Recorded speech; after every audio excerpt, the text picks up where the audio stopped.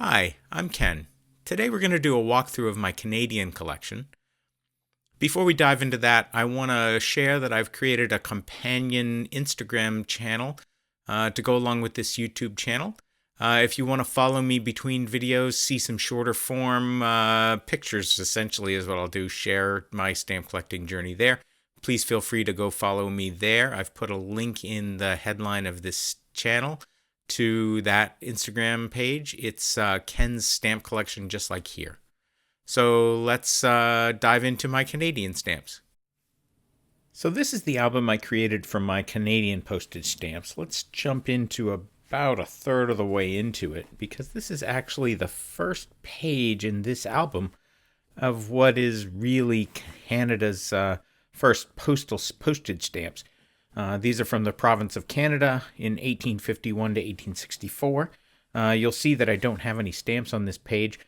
These are largely out of price range for me. Let's pop up a few of these. There's some beaver stamps that are the very first stamps out of Canada. They're really quite a lovely design.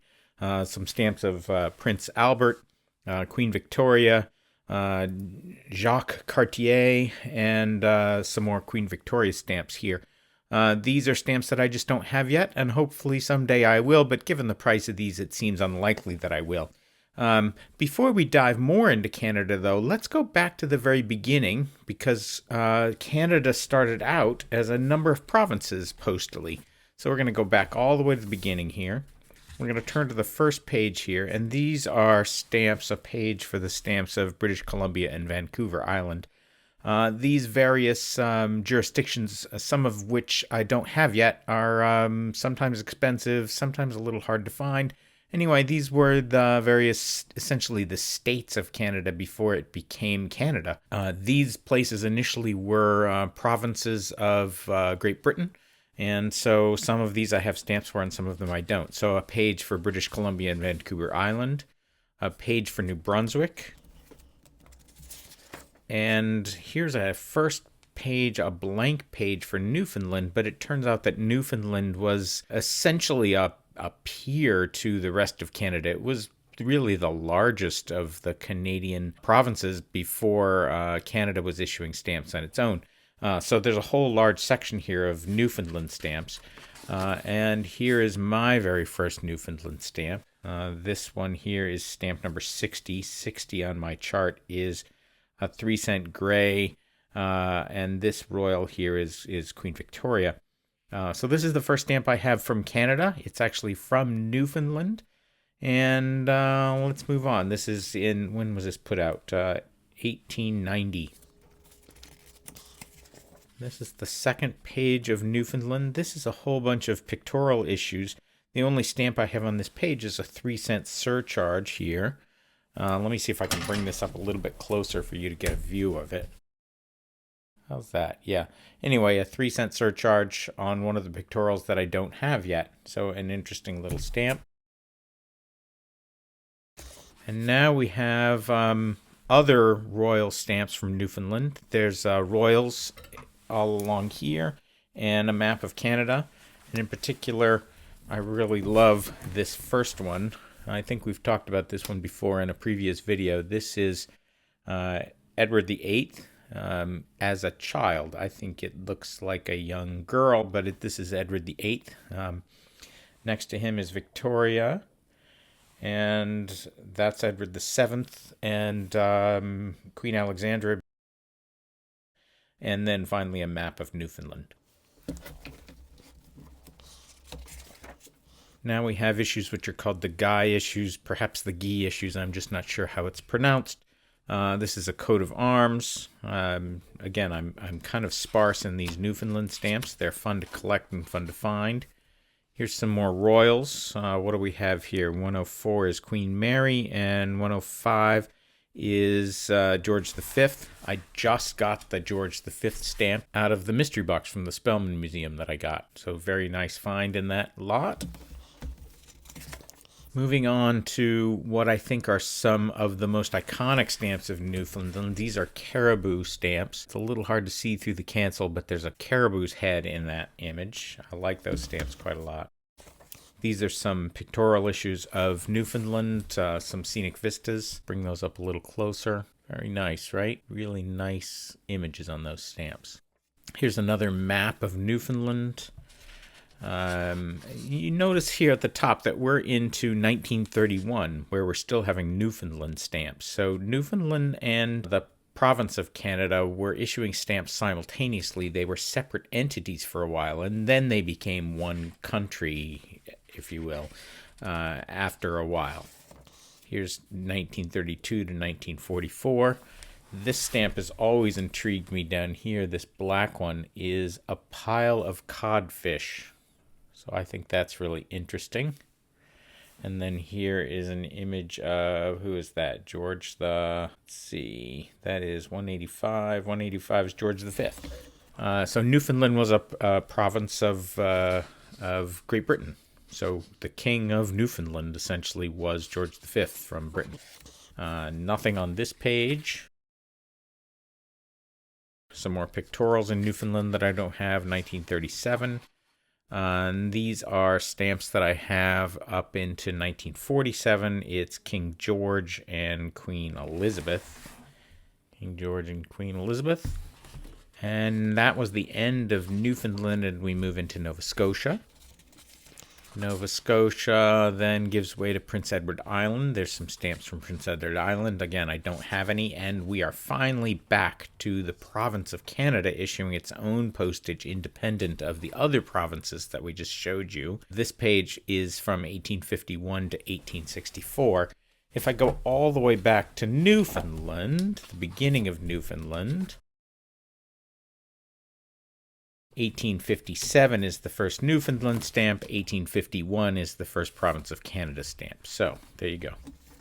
So now we turn to the first page of real Canadian stamps that I have. Real Canadian, not like Newfoundland aren't real Canadian stamps, but these are the first from the Province of Canada. And these are the early Victoria issues. There's three basic designs for these stamps. Something called the first Victoria design, or some catalogs call it the large queen format stamps. These would go up here if I had any, but I don't have any.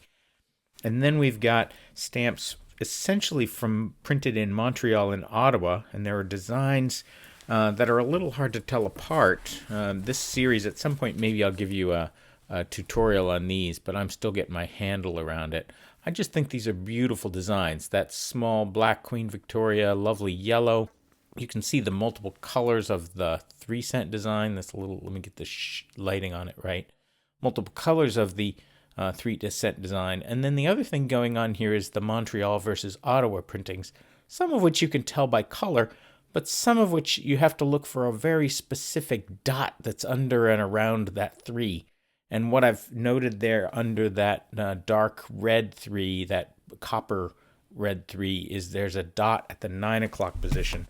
I'm not going to bother to zoom in. It's really going to be just too hard to show. It's hard to see in real life. Right there, next to the 3 on that side of it, is a registration dot that's just microscopically tiny. Anyway, it's there, and it can tell you which place the various issues were printed in.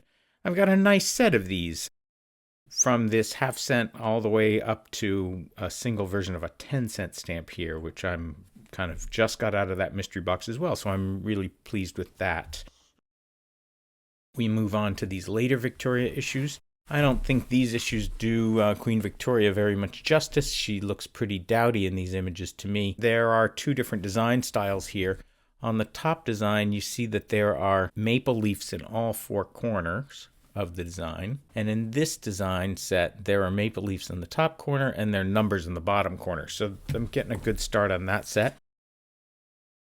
Turning the page, we move to King Edward VII. Again, he looks very similar to, design-wise, to the later Victoria issues. Very similar design stamp there. I did an episode already about how to distinguish the various king stamps in the Canadian philately. I'm not going to go over that again here, but just take a look at what I have here. So these are my King Edward VII stamps, and then we move on to King George V stamps. These are mostly regular issues, and then at this bottom line I've got 2 coil stamps that are part of the picture. There's also some imperfs and some surcharges that I don't have yet. This is coming along okay. Now we have a new design for King George. There's also some pictorial issues here that I don't have that would fit into this area, but I don't have any of those yet. The pattern in Canadian philately is that the small designs feature a head. In these early days, they feature the head of the current king or queen, and then the large designs are wide format pictorial stamps, and so that's a pattern that just continues on with all these series. And here's a good example of that. So we've got a new design for King George. Along the top, there are regular issues, and then there's also a coil stamp here. And then we move on to the pictorial issues. And this 10-cent stamp, even though it's the narrow format, is a pictorial of the Library of Parliament. But this one here, this 20-cent, is a harvesting wheat, an image of harvesting wheat. And I just got this stamp also out of the Spellman mystery box. So I'm thrilled with the things that are coming out of those Spellman mystery boxes. Just a heads up on these stamps, there are 2 different designs here of the 2-cent red, and it's very hard to tell the difference between the 2-cent and the 3-cent red. Red, Carmen, you never really can tell. This design is a mint copy that I got also out of that Spellman mystery box. But the only difference between these stamps, as best you can tell, is the 3-cent versus 2-cent label on it. These 2 designs are slightly different, oddly, in a detail that is of very little importance. The shape of the P in the postage right here and right here is slightly different. I won't bother to show you that. You can look it up, but there is just a minor difference between those 2 stamps. Okay. Moving along, we have yet another new design for King George V. My copy of this pictorial here, this 13-cent pictorial of the Quebec Citadel, has a odd color change to it. Let me get the light right. Yeah, I think you can see that. It's purple on one side and blue on the other side, so it's somehow been bleached or faded on one side, and it's an awful copy, but it's the best one I have, so there it is in my collection. Turning the page, we move to one of my favorite stamps here. This is Princess Elizabeth, who would later grow up to be Queen Elizabeth. It's just such a cute little picture of her, and I love this stamp. I think it's great of her. So seldom do you see stamps of royals as children, but Canada seemed to do it all the time, so that's kind of a nice thing about Canadian postage. Now we move on to another new design of King George and some good pictorials here. We'll pop this up again, and we've got a mounted police on horseback, and we have a 20-cent Niagara Falls. Obviously Niagara Falls from the Canadian side, I would hope, but maybe it's taken from the New York side. It's a little hard to tell with that cancel smooching out the middle of it. Okay, now we move on to King George VI, totally new design. These are much more modern in design, and they remind me of the U.S. designs that were done around the same time. Now we've got King George VI new designs on this one, as well as I have one of these pictorial designs down here. This is a 10-cent Parliament building stamp. Let me get it up close again so you can see it better. Kind of a nice design. The first one that I'm aware of that has that vertical format to it. And these designs are all King George, but wearing his military hats. I don't know the history of this. These are different hats on him, so I'm not sure if he's a Navy guy or an Air Force guy, but anyway, different hats, but all meant to look nice and warlike. Notice that the time of this is 1942 to 48, so that's, smack in the middle of World War II. Here we've got a pictorial series that happened in 1946. No heads associated with this one. I've got these 3 beautiful Canadian designs. That last stamp there, that 20-cent stamp, has a big bite taken out of the end of it. Again, this is the best one I have, and while some people might not put space fillers like that in their collection, I would much rather have the space filler than not have a stamp at all. So I keep stamps in whatever condition I can manage to keep them in, and fill my collection as I go. Now we've got new George the Sixth stamps. I just finished these. If you're watching my Instagram page that I just posted, I just got new copies of this one and I think 3 of these down here. So nice to fill out that series. Down here we've got some coil stamps, and then these stamps were reissued in new colors, slightly new colors. You can see a lighter olive here and a darker olive brown here, and a kind of a more maroon orange and a regular orange down here. The difference between this stamp and this stamp, or the stamps on this first row and on the bottom row, I don't know, let's put it up there and see if you can see just by looking at them. It's a little hard to tell. I think it's easiest to tell in that 2-cent stamp. Look right under the edges of the word Canada. On one side it says postus, on the other side it says postage. On the bottom stamp, there's no label of postus or postage. So that's the only difference between the top row and the bottom row is the word postus, postage. We now come into a wildlife series. I think these deserve to be a little bit closer for you to see. I'm making some progress here, and I've gathered the wildlife series. Canada moved away from royalty onto wildlife starting in 1952. And I have various stamps here. This is a little bit of a hodgepodge because I still haven't organized this perfectly yet. But it's coming together, and at some point I'll reorganize it. You can see that my list of stamps by year for National Wildlife Week are listed out there. A couple of stamps every year, so it's kind of a nice Canadian-themed wildlife set. Moving on to the era of Queen Elizabeth II. This is another place where if you've been looking at my Instagram, you will recognize these images. I just finished this set by adding in, I think, the blue 3-cent stamp, 5-cent stamp at the end. This one right here is the one I added. 5 cent. And then I got pairwise coils of these 3 here. These were also from the mystery box, so I'm very happy with that mystery box purchase. This coil is a little bit off registration, so if at some point I get another pair that's better than that, we'll replace it. But for now, there it is. Moving on, we have a new set of Queen Elizabeth stamps. There is one other stamp on this page that belongs on this page of a gannet. I don't have that stamp yet, but we'll make progress. Here's a third design style for Queen Elizabeth. The difference between the top row and the bottom row is supposed to be tagged paper. I don't have any of the tagged paper stamp, but what I have on this second row is something quite interesting to me, at least. It's not listed in the catalog.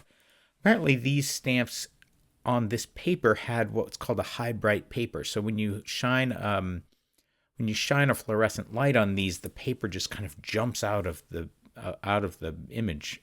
So these have that high bright paper and these don't, even though these aren't listed in the catalog as different. There are tagged versions and coil versions. I just don't have those yet. I believe the tagged versions across all of Canada are pre-canceled stamps. So I just have to confirm that because I do have one tagged version of a stamp that turns out to be a pre-cancel. So I'm still learning in that space. Next, we come up with the first of 2 pages of a new design.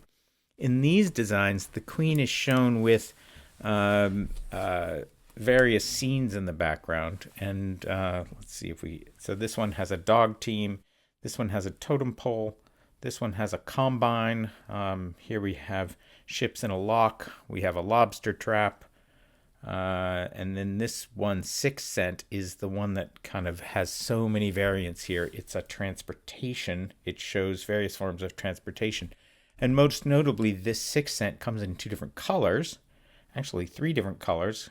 Because you have the greens here of this 7 cent, which is the same design, but it's the same design underneath. You got the black shade and we've got the orange shade. And you'll see down here all these different copies of this 6 cent in black. And what's going on here, I think you can even see it in this picture, is that there are two designs. One that has a notable white halo around the airplane tower. So you can tell that, first of all, and then the other is tagging. So here's the one that's a pre-cancel that's tagged, and then you also have different perforations around the sides. So those tell the different stories of those various 6 cents. So a person could probably spend a lifetime on collecting just those 6-cent stamps alone. Okay. I've also have a coil stamp down here, and then down here I have variations on the 8-cent stamp. So progress. These stamps are the pictorial stamps that go along with the previous Queen Elizabeth II stamps. I think these stamps are just, again, all these pictorial stamps that come out of Canada are just fantastic designs. Really great design aesthetic to them, and then great scenes from Canada in the background. Now we have a new set of designs again. Again, some heads along the top. That's the Queen again. Number 2 here is Wilfrid Laurier, and what starts to happen in some places is we start to get Canadian figures, not just British figures, and then we start to get some of these pictorial issues that are just a little more modern in design coming in. Moving along, we've moved into some trees and city scenes. No royalty on these at all. I have just some of the tree images, but none of the city scenes in my collection yet. So we're making some progress, but not perfection yet. Moving along, we have now interspersed the Queen image, a new design of the Queen, with stamps that represent the Parliament building. Let me bring this up here. So you can see the two different design styles, the Parliament building and the Queen, and they interleave in terms of denominations. Notice here that when you look at the table I've created, there's coils and booklets, but also you can see how it's Parliament, Parliament, Queen, Parliament, Parliament, Queen, Queen, Parliament, Queen, Queen. So they just kind of jump all over the place about whether this set is including the Queen of the Parliament building. This page is set up for some high-value national park issues. These are from $1 to $5. I don't have any of these yet. High-value stamps tend to be a little rarer. They don't get as much use. They are pretty beautiful, but they don't get as much use. And now we're moving into even more modern. These started out in 1981, and the series finished in 2002. And they feature maple leaves, but maple leaves that are formed out of dots. And so you can tell these stamps apart by the denomination and the color. There's a lot of stamps in this series, as you can see in this chart, but I don't have a ton of them yet. Now we start to have some historical artifacts out of Canada. That first one is a fishing spear, and the second one is a bucket. I wanted to say it was some kind of fancy bucket, but it's just listed as a bucket. So anyway, nice little series there. Now we have more paired Queens and Parliament buildings. These Parliament buildings can be told by color, but they also have, let me kind of come in a little bit here. On the image, you can see that it's a west side of the Parliament building versus the east side, and a Parliament library. So there are multiple views of Parliament, but only one view of the Queen, which is that image right there. So these views of Parliament building. And all 4 of those designs are the same, but just different colors. Those are, let's see, can I tell which design that is? 952... That would be the Parliament Library. Now we move into animals. I just think these are a wonderful design aesthetic here, focused on Canadian animals, although I find it hard to parse the animal in question. So that first animal is a flying squirrel, and the second one is a muskrat. Actually, it's a porcupine. And then this big one down here is a wolverine. The designs are a little muddy in my mind, but they're still, I like the idea that they've included animals in these designs. And now we have a new series of Queen stamps. New design for the Queen. And what do we have down there? More Parliament buildings. So we've got lots of parliaments and queens. So we do like to have kind of the combination of the Queen and the local Canadian Parliament building. Single ruler and the local ruling bodies. These are from 1987 to 2000 when we have a whole lot of flag issues. These are easy to tell apart by the background that's behind the flag and by the denominations that are on it. So the background in some of them is a landscape, and the background in others is clouds, and the background in that fourth one in is a building. So when you look at that and then you come down to the table, you can see that every year was a new flag design. That's why the numbers go diagonally down, and the denominations increase as the years go on. So kind of an interesting view in a design aesthetic that continued from 1987 all the way to 2002. This is another page for high value stamps. I do not have any of these high values. Again, $1 to $5. These berries and trees are new enough that I just haven't gotten a hold of any yet, but I'm sure I will at some point.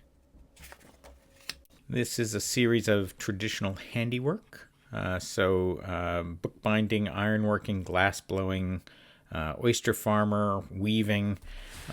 These are nice designs. Not my favorite, but it's nice that they have that local flair to them. I like that very much. So those are the vertical format ones, and then down here are a set of coil stamps, which are in horizontal format. We're back to some wildlife stamps. We've just got one on this page so far. This is of a red fox, not the comedian. Boy, I'm showing my age by making that joke. And yep, that's it. That's the end of my Canadian collection. I got some mail this week that I want to share. Viewer Lee sent along this envelope, and let's open it up and see what we have inside. Okay, so let's take a look at what Lee sent here. Let's open this up. Inside here, he's used quite a clever idea, in my opinion. He's inserted a couple of postal cards. These are really nice philatelic items on their own, but rather than add cardboard stiffener to the pack to make sure these stamps didn't get bent, he used some philatelic items. So this is a really clever idea. I may steal this myself. These postal cards are nicely collectible and a nice surprise to get inside of this letter. But I want to show you one more thing. On the back of these are cards for Masons Mutual Relief Association. So Masons at the time would have gotten notice from their lodge, and let's look at this one in particular, would have gotten notice from their lodge about the death of some of the members of the Masonic Order. And so here we have somebody who passed away from apoplexy, rheumatism of the heart, and consumption. And they were requested in this case to send $1 back to the fund to support these families who'd lost a loved one who were part of the Masonic Lodge. I just think these are really nice history, and so thank you, Lee, for sending these along in the pack. So that's a nice way to kind of pad and beef up a pack. I love these right here. Thank you. Let's open up and see what we have in here. Lee and I agreed that I would send Lee some U.S. commemoratives, which I did, and Lee was going to send me some Japanese stamps from the collection that Lee inherited. We have, I'll start here, let's just show this nice 13 sen stamp from Japan. I love this design with the chrysanthemums on him. That belongs in my collection. Here's a nice imperforate I think that's sen. I'm not sure. It could be yen. I'm just not sure in this case. But anyway, 2 orange that's imperforate. Nice. We've got another stamp here, 25 sen. I have to check watermarks on these to see exactly what they are, but these are lovely. This one has some really nice, in 1 yen, a nice purple and green look to it. I I really love the colors of this. An orange and what would you call that? Forest green. Just beautiful colors together. Set that one aside for a second. This is one I needed. It's of a postman, and it's part of a series that ran for a number of years, honoring postal service and encouraging sending of letters. This is another one I was looking for, a 75-cent butterfly. I just love this design, and the colors on this are great. And then finally, this one right here is a stamp from the Ryukyu Islands, so kind of Japanese. I think it's the Ryukyu Islands. It would be the first stamp from Ryukyus that I have in my collection, so I really appreciate you sending this along, Lee. Finally, Lee added this block of 4. Let's get it right up there, see if you can read that. This block of 4 is an advertising Cinderella from the Tasman Stamp Company in Springfield, Massachusetts. So a nice add-on block of 4. That would have been an advertising come on back in the day to remind people to come back here for their stamps. I haven't seen these before. It's really nice. I live in Massachusetts, so it's kind of nice to get a little philatelic history out of Massachusetts. So, Lee, thank you for sending along this package. I'm just thrilled with what I have here, and I hope you enjoy the stamps I sent along to you. I really like the designs on these Canadian stamps. Obviously, they have a bit of a British flair to them, but they're also uniquely Canadian. The very first stamp having a beaver on it, also caribou and fishing and cod and lots and lots of scenic vistas of Canada. Really a nice flair and uniqueness about these stamps that I really enjoy. Anyway, I'm surprised it's taken me so long, given that Canada is my neighbor to the north, to create a collection like this. I hope you've enjoyed looking at them with me.